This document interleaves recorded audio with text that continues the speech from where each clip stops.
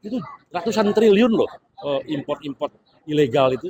Waduh, ngeri deh. Masa Anda rela membiarkan orang segelintir penjahat-penjahat itu korupsi dengan ratusan triliun, sementara buruh di PHK, pabrik tutup, pengusaha geleper-geleper, nggak bener dong.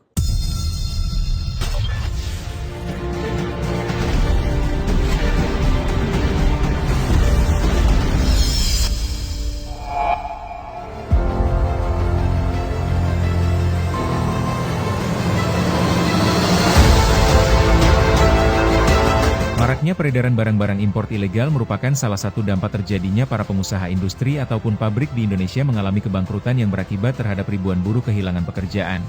Hal tersebutlah yang menjadi dasar Ketua Umum DPP KSPSI Dr. Insinyur Jumhur Hidayat memerangi impor ilegal. Pak Menteri, kita senang melihat pemerintahan yang serius mau memastikan ekonomi kita atau ekonomi domestik kita berjalan dengan baik. Dan bukti itu diperlihatkan dari memerangi impor ilegal yang saya rasa itu juga sebagai tanda sudah baik. Tinggal kita tunggu pelaksanaannya. Siapa yang ditangkap, siapa yang berapa ratus ribu ton yang disita dan sebagainya, kita tunggu. Karena itu sangat mengganggu sekali. Perang terhadap impor ilegal dikomandangkan sosok pemimpin Serikat Buruh di Indonesia tersebut saat memberikan sambutan di acara Munas ketiga Federasi Serikat Pekerja Kimia, Energi dan Pertambangan Konfederasi Serikat Pekerja Seluruh Indonesia atau FSP KEP KSPSI, yang digelar di bilangan Hotel Kota Tangerang, Banten. Dengan dihadiri Menteri Ketenagakerjaan Republik Indonesia Profesor Insinyur Yasirli, Ketua Umum PP FSP KEP KSPSI Dedi Sudarajat SH MH MCTA dan ratusan para ketua serta pengurus mulai dari PD, PC hingga serikat. Usai acara kepada media dirinya menegaskan, akibat impor ilegal upah buruh rendah, kerugian negara hingga mencapai ratusan triliun dan ribuan pabrik tutup yang mengakibatkan ratusan ribu karyawan di PHK. Ya, karena gini, impor ilegal itu kalau ngambil 30% dari apa yang beredar di dalam negeri, itu bisa ribuan pabrik tutup.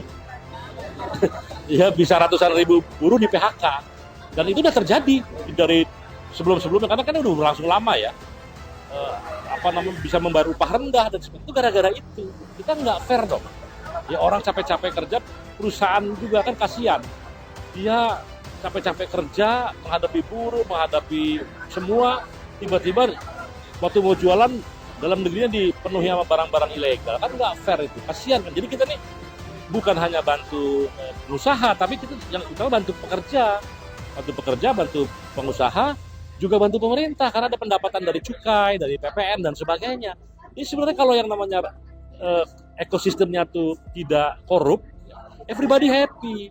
Nah kalau yang korup, hanya segelintir orang yang kaya raya dengan jahat tuh, itu ratusan triliun loh import-import ilegal itu.